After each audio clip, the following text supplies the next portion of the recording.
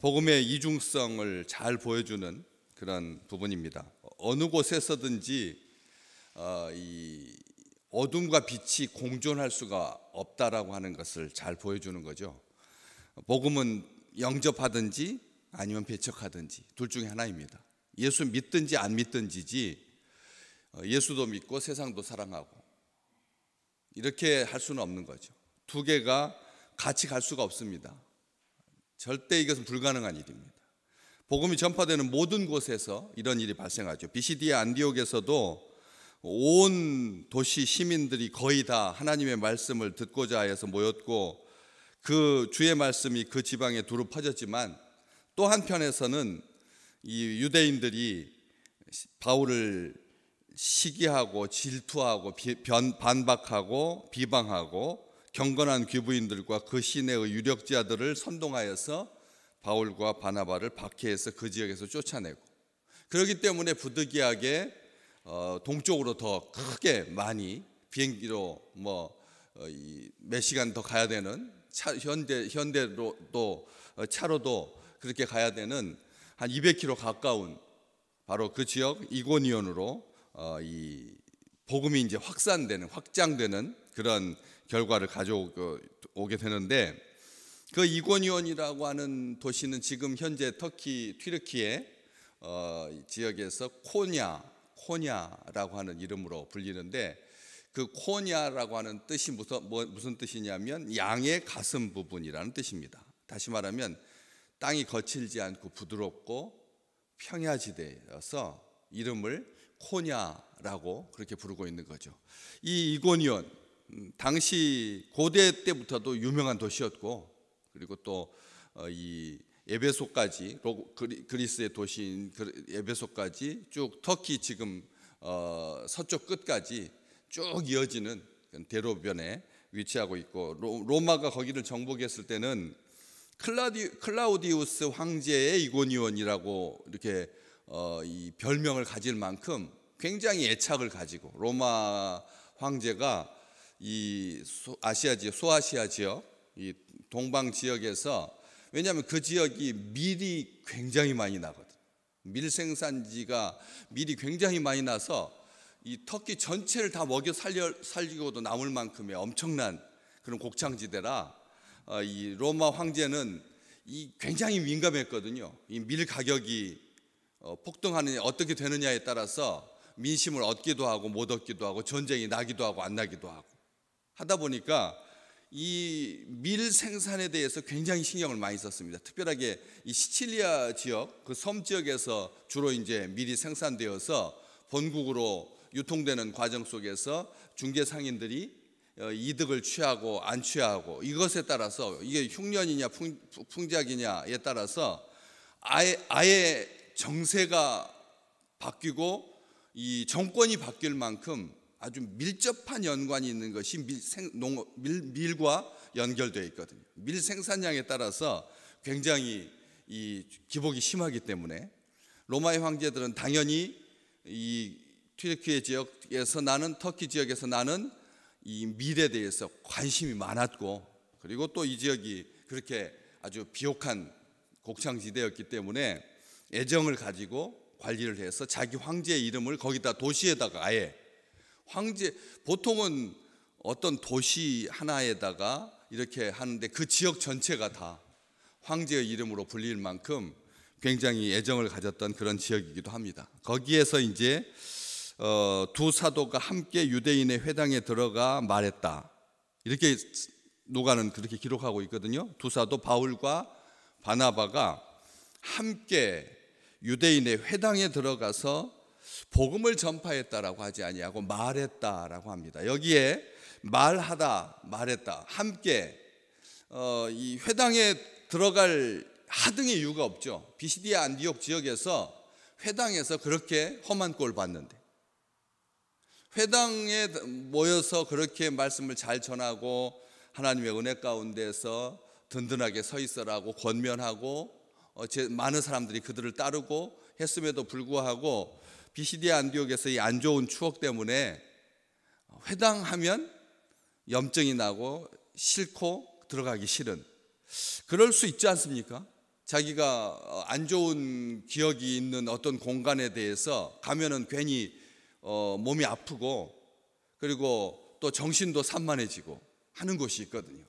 그래서 일부러 그런 곳들을 찾아다니지도 않지만 피하는 게 보통 사람들이 생각하는 그런 것이죠. 절에만 가면 머리가 아프다라고 하는 우리 백성들도 있더라고요. 성도들도 있더라고요. 절에만 가면 신경 쓰여서 그래서 절 쪽으로 안 갑니다라고 하시는 분도 계시더라고요. 사실 그게 예수 믿는 백성들에게는 자유함이 있어서 어느 곳에든지 상관이 없다. 날짜도 길한 날짜 없고 손해보는 날짜 없고 방향 지역도 상관없거든요. 하나님과 함께 주님 내 안에 주께서 계시기 때문에 이게 두려움이라고 하는 것이 위축으로 이게 신경의 위축과 감정의 위축으로 그렇게 해서 그런 지역을 좀 벗어나고 싶고 그런 쪽으로는 안 가고 하는 그런 경우도 있지만 어쨌든 이 두 사도는 회당에 들어가서 회당에서 그런 안 좋은 경험이 있기 때문에 회당 말고 그렇잖아요.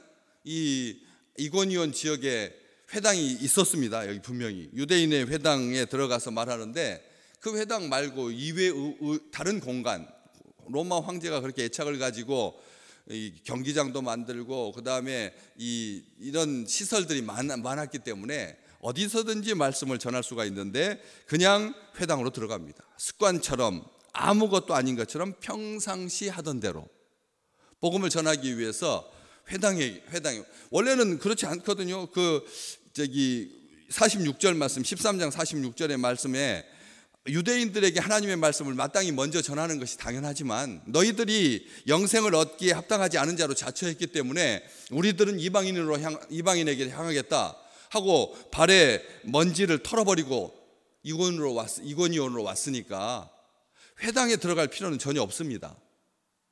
이방인들에게 가서 복음 전해야 되죠. 그러긴데도 회당으로 들어간다는 거죠. 근데 이게 회당에 들어가서 복음을 전했다라고 말하지 아니하고 말했다, 이야기를 했다. 다시 말하면 이게 복음하면 하나님의 말씀하면 믿지 않는 자들에게는 생소하기도 하지만 거부감이 있을 수 있거든. 거부감이 일차적인 감정이 그냥 이야기하는 것은 아무런 문제가 안 되는데 종교 이야기하면 그때부터 신경질 난다. 그러니까 우리 그렇게 하려고 하면 우리 모임에서 빠져라. 여기서 이야기하지 마라. 이렇게 딱 커튼을 치게 되거든. 장벽이 작동하게 됩니다. 이게 이런 것을 해소하기 위해서 이야기, 평상시처럼 일상적인 대화를 그래서 말했다 이렇게 씁니다. 증거했다라고 하지 아니하고 복음을 전했다라고 하지 아니하고 지혜로울 필요가 있다는 거죠. 이고니온 지역에서 두 사도가 유대인의 회당에 들어가서 이야기를 합니다. 일상적인 이야기를 합니다. 그런데 이것을 더 보강해 주는 표현이 원래 원문에는 두 사도가 함께 유대인의 회당에 들어가서 평소와 같이라고 하는 부분이 한글 성경에 우리 성경에는 빠져 있습니다. 원래 헬라어 성경에 보면 평소와 같이 이 표현이 들어가 있다는 거죠. 그러니까 늘 하던 대로 회당에 들어가 함께 말하니. 그러니까 이게 같이 번역을 살렸으면 우리가 이거 성경 말씀 읽을 때 그러면 여러분 이렇게 설교 듣다가 이런 생각이 들 겁니다. 목사님 그러면 아니 왜 번역을 우리가 그렇게 깊은 의미가 있으면 살려서 번역을 하는 게 훨씬 더 좋았을 텐데 원문에 충실하게 번역해야 되는데 왜 그것을 빼가지고 설명을 들어야지 알게 하십니까? 라고 하는 궁금증이 분명히 있을 수 있습니다. 그런데 그렇죠. 거기에 강조점을 두어가지고 오늘 우리가 그 말씀을 받는 건데 그 일상성이 축복이라고 생각하는 사람들에게는 그게 축복이겠지만 늘 평상시 다람쥐 쳇바퀴 돌듯이 도는 이런 일상에 대해서 별 의미를 부여하지 못하는 사람들에게는 평상시 하던 대로 평소와 같이라고 번역을 했을 경우에 성도들은 그것으로 인하여서 아무런 은혜를 받지 못하게 되는 거죠.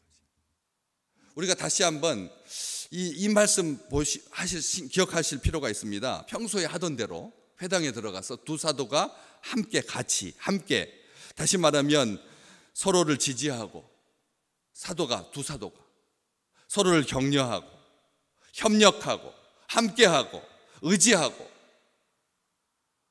이러한 그 부분들이 중요한 거라는 겁니다. 놓치기 쉽다는 거죠.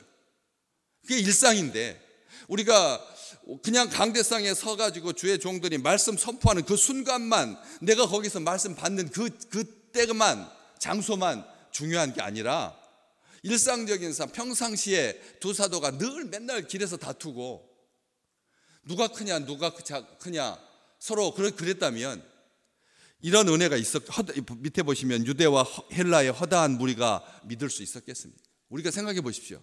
그냥 말했는데 허다한 무리가 믿었다. 예수 그리스도를, 복음을, 하나님의 나라를, 하나님의 말씀을. 그러니까 다시 말하면 앞에 드러나는 부분은 10%도 안 된다는 겁니다. 우리 식구들이 저를 볼 때 강대상에서 말씀 전하는 그 부분은 전체를 보지 못하는 거죠. 그 뒤가 더 중요하다는 겁니다. 뒤가 하나님 앞에서 건강하고 행복하지 않으면 앞에 나오는 말이 아무리 화려하고 현란해도 은혜 받지 못하고 믿음이 견고해질 수 없는 거지. 두 사도 바나바가 더 연장자이고 더 큰 사람이고, 하나님께서 일부러 사울, 크다라고 일컬어지던 사울을 작다 바울로 바꿔주셨는데, 이름을 작은 바울, 위로자였고 권위자였던 바나바, 두 사람이 함께 한다, 회당에 평상시 하던 대로 들어가서 말씀을 전한다, 말한다 라고 하는 것, 이거 쉬운 일 아닙니다. 악한 영이 어떻게라도 교역자들끼리 다투게 하고, 누가 크냐, 누구 사역이 더 중요하냐, 이것으로 인해서 불편해질 수 있거든요. 그런데 하나님께서 그렇게 하지 아니하고 평상시 일상적인 삶 속에서 두 사람이 늘 협력했다는 거죠. 이게 그래서 특이한 방법 안 쓰고요. 비시디아 안디옥에서 했던 방법 실패했으니까 회당에 들어가서 말하다가 좋은 쪽도 있었지만 기분 나쁜 쪽도 있었으니까, 그래서 하나 빼고 늘 잘하는 방법으로 특화시켜서 어떤 화려한 현란한 그런 걸로 하지 아니하고, 시선을 사로잡는 것으로 하지 아니하고, 새로운 아주 극적인 묘책을 가지고 이고니온에서 하지 아니하고, 과거는 실패라고 규정하지 아니하고, 그렇기 때문에 평상시 하던 대로 할 수 있었던 거죠. 과거를 만약 실패라고 규정했다면 이고니온에서 어떻게 해야 됩니까? 전혀 다른 방법으로 시장에 들어가 광장에서 말씀을 말하니 이래야 되잖아요. 근데 그렇지 않았다라고 하는 것입니다. 타협하지 않았습니다. 오직 복음만, 예수만 말했습니다. 황제의 이름으로 불리우는 도시에서 황제를 높이 띄워주고, 그리고 이렇게 밀생산이 풍성한 곳에서 식량과 관련된 이야기를 하고, 또 양의 가슴이라고 일컬어지는 그런 사람을 대할 때 부드러운, 물산이 풍족한 데 사는 사람들의 마음이 좀 넓고 또 수용성도 높고 하니까 이런 어떤 접촉점을 가지고 말은 했겠지만 그것이 주가 되지 아니하고, 그래서 회당을 기피하지 아니하고 안식일이면 습관처럼 당연하게 함께 회당에 들어가서 두 사도가 서로 협력했고 서로 의지하고 서로 격려하면서 말했기 때문에 이런 축복을 누릴 수가 있었다는 거죠. 계시록에 보시면 두 증인의 입에서 나온 말은 무엇이든지 세움을 입는다라고 하는 그 주제를 아주 분명히 말합니다. 두 증인의 입에서 나온 말은 무엇이든지 세움을 입느니라 라고 하는 그런 이런 것처럼, 왜 여기 세움을 입다, 두 증인이 입에서 한 모든 말, 그렇기 때문에 이 두 증인이 입에서 나온 말이 세움을 입었다라고 하는 말이 무슨 뜻입니까? 높임을 받았다라는 뜻이죠. 두 증인의 입에서 나온 말이 무엇이든지 세움을 입는다, 사람이 높임을 받았다가 아니라 그 입에서 나온 말이 높임을 받는다. 높이 들려서 모든 사람들에게 공개적으로 증명된다라는 뜻이잖아요. 두 증인이 하는 말은 나와서 사람들에게 인정받는다, 확증된다. 그리고 또 그 높임을 받는다라고 하는 말이 그 두 사도의 그 말만 높임을 받는 것이 아니라 두 사도도 존경을 받고 권세와 권능이 뒤따르고, 그래서 요한계시록에 보면 그 입에서 나온 두 증인의 입에서 나온 말은 어떤 특징을 가지냐면 두 가지 표현을 쓰고 있는데, 날선 검과 같고 날이 선 칼과 같고 또 하나는 맹렬한 불과 같다. 말인데 예사롭지 않은 거죠. 똑같은 그렇잖아요. 그 다소하고 이 이고니온하고 가까운 거리에 있어서 잘 압니다. 다소, 바울의 고향이었던 다소. 그리고 그러기 때문에 말투도 비슷하고요. 그리고 느낌도 그 지역 사람들의 성향도 알고. 그렇기 때문에 바울이 이야기할 때 그 경험을 가지고 차근차근 차분히 말했습니다. 막 급하게 몰지 않았습니다. 사람들의 성격이 유유자적하기 때문에 조급하게 하지도 않고요. 그래서 그 말이 높임을 받고 권위를 입고, 그래서 복음이 전파될 수가 있었고, 유대 사람이든지 헬라 사람이든지 상관없이, 유대인이든지 헬라인이든지 상관없이 허다한 무리가 믿을 수가 있었던 것이죠. 여기에 말했다라고 하는 말이 대화라고 하는 의미도 분명히 있지만, 원래 그 말하다라고 하는 것이 숨기고 있는 아주 근본적인 차원이 있는데, 그게 뭐냐면 분명하게 말했다는 겁니다. 확신 있게 말했다는 겁니다. 말할 때 그냥 두려워가지고 위축되어서 어쩔 수 없이 그렇게 웅웅 하지 아니에요. 말이 무슨 소리인지 못 알아듣는 그런 말. 마스크를 쓰고 있어서 우리가 이게 입술을 보지 못하니까 말이 우리가 평상시 들었던 그 말보다 20%가 깎여 나갑니다. 이 마스크로 인해서. 그래서 더 마스크를 쓸수록 어떻게 말해야 됩니까? 분명하게 말해야 돼요. 확실하게 말해야 돼요. 여기서 말했다라고 하는 말은 그런 뜻입니다. 분명하게, 확신 있게, 기쁨과 성령에 충만하여. 분명하고 확신 있게 말할 수 있는 근거는, 이유는, 동기는 무엇입니까? 기쁨과 성령이 충만해야 확신 있게 말할 수가 있습니다. 기쁨과 성령이 충만하지 않으면 다 말이 흐립니다. 자신감이 없는 거예요. 왜? 진리 말고는 이 세상에 확신 있게 말할 수 있는 언어가, 개념이, 말이 없기 때문에 그렇습니다.